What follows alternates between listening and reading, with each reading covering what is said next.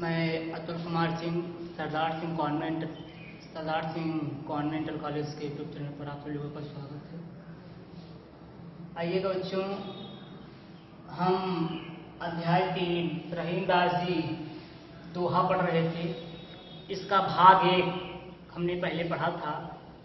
उसी क्रम में इसका भाग 2 है। दोहे रहीमदास जी के लिखे हुए हैं। सबसे पहले तो हम इसकी व्याख्या, प्रसंग, काव्य सौंदर्य और जो बहुत ही महत्वपूर्ण होता है उस सौंदर्य, इसके बारे में जान लें। तो सबसे पहले हम बात करते हैं सौंदर्य। सौंदर्य कैसे लिखा जाएगा, कैसे उसे पढ़ेंगे। प्रस्तुत पद्यांश या पद्यखंड हमारी पाठ्य पुस्तक काव्यखंड के दोहा नामक पाठ से अवतरित है, जिसके रचयिता रहीमदास जी।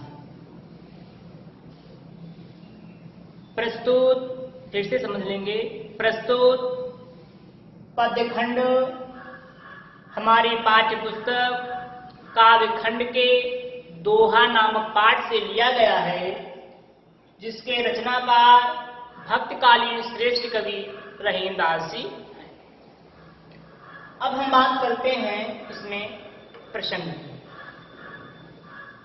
प्रसंग में रहीमदास जी बताते हैं कि जो नेत्रों से निकले हुए आंसू हैं वे हृदय के दुख को व्यक्त करते हैं। रहीमदास जी बताते हैं कि जो नेत्रों से निकले हुए आंसू हैं वो हृदय के दुख को प्रकट करते। व्याख्या पढ़ते हैं हम। रहीमन अश्वा नयन ढर जिय दुख प्रगट करे, जाहि निकारो गेहते कस न भेद कहि दे।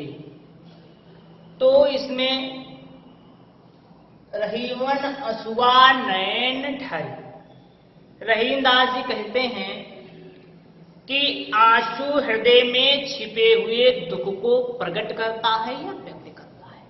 रहीमदास जी कहते हैं कि जो आंसू है वो हृदय रूपी दुख को प्रकट करता है या व्यक्त करता है। किसी व्यक्ति को जाहि निकारे गेहते, जी माने होता है हृदय, करे जाहि निकारन गेहते कस न भेद कहि दे। गेह जाहि निकारन गेहते कस न भेद कहि दे। जिस व्यक्ति को यदि घर से निकाल दिया जाए, यद्यपि किसी व्यक्ति को घर से निकाल दिया जाए तो वह घर के भेद को बाहर अवश्य ही बतला देता है। यद्यपि किसी व्यक्ति को घर से बाहर निकाल दिया जाए तो वह अपने घर का भेद जो है वो बाहर जा करके बता देता है। इसी प्रकार आंसू जब हृदय रूपी घर से बाहर निकलते हैं, इसी प्रकार आंसू जब हृदय रूपी घर से बाहर निकाल दिए जाते हैं तो वह हृदय के दुख रूपी भेद को बता देते हैं। तो वह हृदय के दुख रूपी भेद को बता देते हैं। एक बार फिर से समझ लेंगे। रहीमदास जी कहते हैं कि आंखों से, नेत्रों से निकले हुए आंसू हृदय के दुख को प्रकट करते हैं, बताते हैं या व्यक्त करते हैं। जिस प्रकार यद्यपि एक मनुष्य को घर से बाहर निकाल दिया जाए तो वह समाज में जा करके घर के भेद को बता देता है, उसी प्रकार जब आंसू हृदय रूपी घर से बाहर निकाल दिए जाते हैं तो वह हृदय के दुख रूपी भेद को बता देते हैं। तो वह हृदय रूपी दुख के भेद को बता देते हैं। अब बात करते हैं हम इस पर काव्यगत सौंदर्य। सबसे पहले काव्यगत सौंदर्य हम आपको बता देते हैं कि इसमें जो एक विशेष चीज यह है कि हमें अपने घर की जो बातें हैं वो किसी भी हालात में बाहर समाज में नहीं बतानी चाहिए। हमें अपने घर में एकता बनाए रखना चाहिए। क्या बनाए रखना चाहिए? एकता। मानवीय स्वभाव का इसमें कवि महोदय जी ने बड़ा ही मनोवैज्ञानिक वर्णन किया है। ये एक वाक्य रहा, एक दो वाक्य रहे इसके विशेष। साहित्यिक ब्रजभाषा है, इसमें नीतिक शैली है, उपदेशात्मक तथा अलंकारिक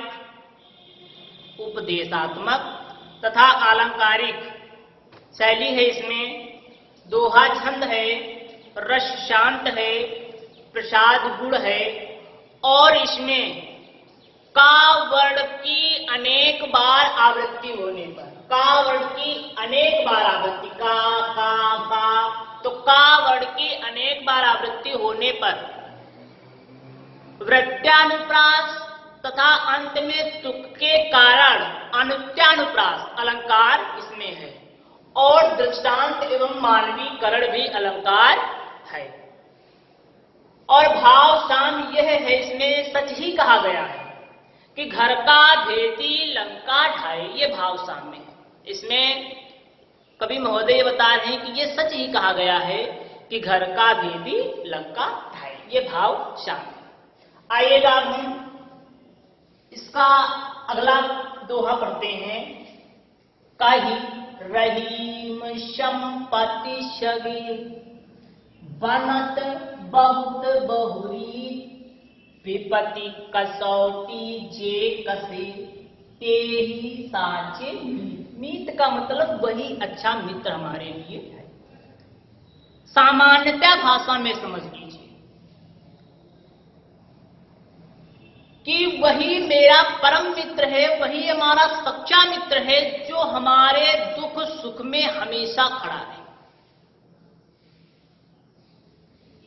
बादल बनेंगे चले जाएंगे, उसका कोई भरोसा नहीं है।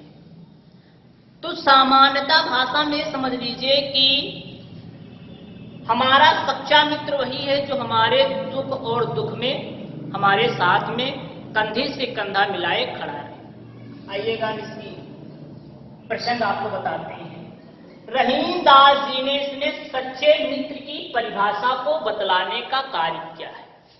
रहीम दास जी ने इसमें सच्चे मित्र की परिभाषा को बतलाने का कार्य किया है। रहीम दास जी कहते हैं कि कही रहीम संपत्ति सगे बनत बहुत बहुरीत विपत्ति कसौटी जे कसे ते ही साचे मीत। वही सच्चा मित्र है। तो इसके हम व्याख्या पढ़ते हैं। रहीम दास जी कहते हैं कई रहीम संपत्ति सके। रहीम दास जी कहते हैं कि संपत्ति या वैभव होने पर हमारे बहुत सारे मित्र होते हैं। हमारे पास यद्यपि संपत्ति है तो हमारे सगे नातेदार रिश्तेदार बहुत हैं। बनत बहुत बहुरीत, अनेक प्रकार से सगे संबंधी वे बन जाते हैं। रहीम दास जी कहते हैं जब हमारे पास वैभव या संपत्ति है तो हमारे सगे अर्थात नातेदार रिश्तेदार बहुत ही बनने के लिए तैयार होते हैं। लेकिन सच्चे मित्र तो वही हैं। विपत्ति कसौटी जे कसे ते ही साचे मीत। सच्चे मित्र, रहीम दास जी कहते हैं कि सच्चे मित्र वही हैं जो आपत्ति रूपी कसौटी आने पर भी, आपत्ति रूपी या विपत्ति रूपी कसौटी आने पर भी वे खरे उतरते हैं। कहने का भाव यह है कि मित्र हमारे सच्चे वही होते हैं जो सुख और दुख में हमारे साथ में खड़े रहते हैं। फिर से इसी क्रम में समझ लीजिएगा, रहीमदास जी कहते हैं कि वैभव या संपत्ति होने पर हमारे सगे नातेदार रिश्तेदार तो बहुत लोग बनने के लिए तैयार हो जाते हैं और बन जाते हैं। सच्चे मित्र वे हैं जो आपत्ति रूपी कसौटी पर खरे उतरते हैं। कहने का भाव रहीमदास जी के यह है कि सुख और संपत्ति में तो बहुत सारे लोग खड़े रहते हैं, बहुत सारे लोग मित्र बनने के लिए तैयार हो जाते हैं, लेकिन सच्चा मित्र वह है जब विपत्ति आने पर वह हमारे साथ में खड़ा रहता है और हमारा साथ नहीं छोड़ता है, वही हमारे लिए सच्चा मित्र है। इस प्रकार से रहीमदास जी ने इन पंक्तियों में सच्चे मित्र की परिभाषा को बतलाने का कार्य किया है, उसकी परिभाषा को बतलाया है, उसको परिभाषित किया है। काव्यगत सौंदर्य इसमें का भी समझ लीजिएगा। शांत रस और प्रसाद गुण सबसे पहले है।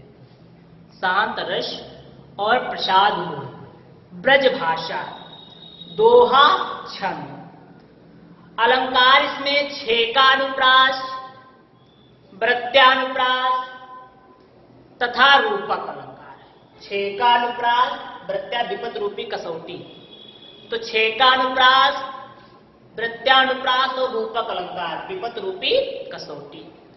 और शब्द शक्ति इसमें है अभिधा एवं लक्षणा। शब्द शक्ति जो है इसमें वो अभिधा एवं लक्षणा है। भावश्याम यह है कि महाकवि तुलसीदास जी ने भी कहा है, भावश्याम भी कवि महोदय बताते हैं कि महाकवि तुलसीदास जी ने कहा है कि धीरज धर्म मित्र अरु नारी, धीरज धर्म मित्र अरु नारी, आपद कल परखियो चारी, आपद काल परखियो चारी, यानी आपदा के समय में, विपत्ति के समय में जो हमें परख ले वही सच्चा मित्र है। आपदा या विपत्ति के समय में जो हमें परख ले वही सच्चा मित्र है। तो बच्चों इस प्रकार से मैंने आपको भावश्याम में भी बताया और इसकी व्याख्या काव्यगत सौंदर्य प्रसंग भी बताया। अब आती है बात अंतिम की। अंतिम में देखिए क्या है कि जाल परे जल जात बही, ताजनीनन को मोह, मोह माने प्रेम, वो मछली जो जल से प्रेम करती है लेकिन जल उस मछली से प्रेम नहीं करता है। तो जाल परे जल जात बही, ताजनीनन को मोह, रही मन मछली नीर को तौ न छाड़त छो, रही मन मछली नीर को तऊ न छाड़त छो। अर्थात रहीमदास जी इस प्रसंग के माध्यम से बताना चाहते हैं कि मछली का जो सच्चा प्रेम है, मछली का जो सच्चा प्रेम है, पानी के प्रति जो मछली का सच्चा प्रेम है वो प्रेम के आदर्श का निरूपण करता है। पानी के प्रति जो मछली का सच्चा प्रेम है वो प्रेम के आदर्श को निरूपण करता है, चित्रित करने का कार्य करता है। रहीमदास जी क्या कहते हैं सुनिएगा। रहीमदास जी प्रस्तुत पंक्तियों के माध्यम से बताते इसका भावार्थ है कि मछलियों जात परे जल जात बही तजनीनन को मोह, रहीमन मछली नीर को ताऊ न छाड़। रहीमदास जी कहते हैं कि मछलियों को पकड़ने के लिए पानी में जब जाल डाला जाता है, जाल परे जल जात बही, जब तालाब में क्या डाला जाता है, जाल डाला जाता है, तो मछलियों का साथी जो पानी होता है वो मछलियों का साथ छोड़ करके क्या होता है, बह जाता है।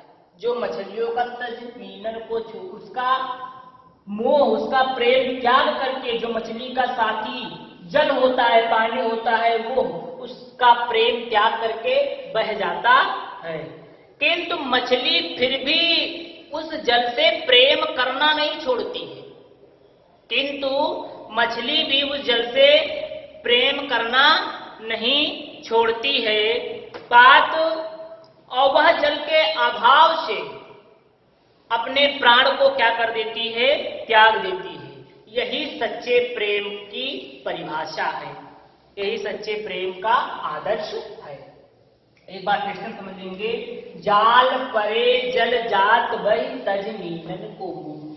रहीमदास जी कहते हैं कि जब तालाब में जाल डाला जाता है मछलियों को पकड़ने के लिए, तो जो मछली का साथी पानी होता है या जल होता है, वो मछली के प्रेम को त्याग देता है और वह बह जाता है। मछली के प्रेम को त्याग करके पानी जो है वो बह जाता है। रहीमन मछली नीर को ताऊ न छाड़त छो। रहीमदास जी कहते हैं कि मछली पानी के प्रेम को तब भी नहीं छोड़ती है और वह उस पानी के कारण, उस जल के कारण अपने प्रेम को त्याग देती है। यह है प्रेम की आदर्श, यह है प्रेम का आदर्श। प्रेम रूपी जो आदर्श है इसका निरूपण रहीमदास जी ने किया है। यह है प्रेम की सच्ची भावना। अब इसमें काव्यगत सौंदर्य की हम बात करेंगे। तो काव्यगत सौंदर्य में सबसे पहले तो हम ब्रजभाषा कह देंगे, शांत रस कह देंगे, दोहा छंद कह देंगे, प्रसाद गुण कह देंगे, और इसमें अनुप्रास एवं अन्योक्ति अलंकार भी है, और अभिधा एवं व्यंजना शब्द शक्ति है। अभिधा एवं व्यंजना शब्द शक्ति है। इसमें विशेष भी है, कवि ने मछली और पानी के उदाहरण को सच्चे प्रेम का बहुत ही हृदयग्राही वर्णन किया है। कवि रहीमदास जी ने मछली के प्रेम का और पानी के प्रेम का बहुत ही सच आदर्श रूपी या हृदयग्राही का वर्णन किया है, क्योंकि इस जिस प्रकार से मछली उस जल से इतना प्रेम करती है कि उसकी व्याकुलता में तड़प तड़प करके अपने प्राणों को त्याग देती है, लेकिन जो उस मछली का साथी जल होता है वो मछली से प्रेम नहीं करता है, वो मछली का साथ त्याग करके और उसी तालाब में फिर से बह जाता है। तो इस प्रकार से मैंने आपको ये वीडियो 2 के माध्यम से रहीमदास जी के दोहे पढ़ाए, उसकी व्याख्या बताई, काव्यगत सौंदर्य बताया और प्रसंग भी बताया। आशा भी होगा, उम्मीद भी मुझे है कि आप सभी लोगों को समझ में आया होगा। इसका आगे का भाग हम आपको वीडियो संख्या 3 में पढ़ाएंगे, बताएंगे, और आप सभी लोग इसको अच्छी तरीके से, सही तरीके से पढ़िएगा। धन्यवाद।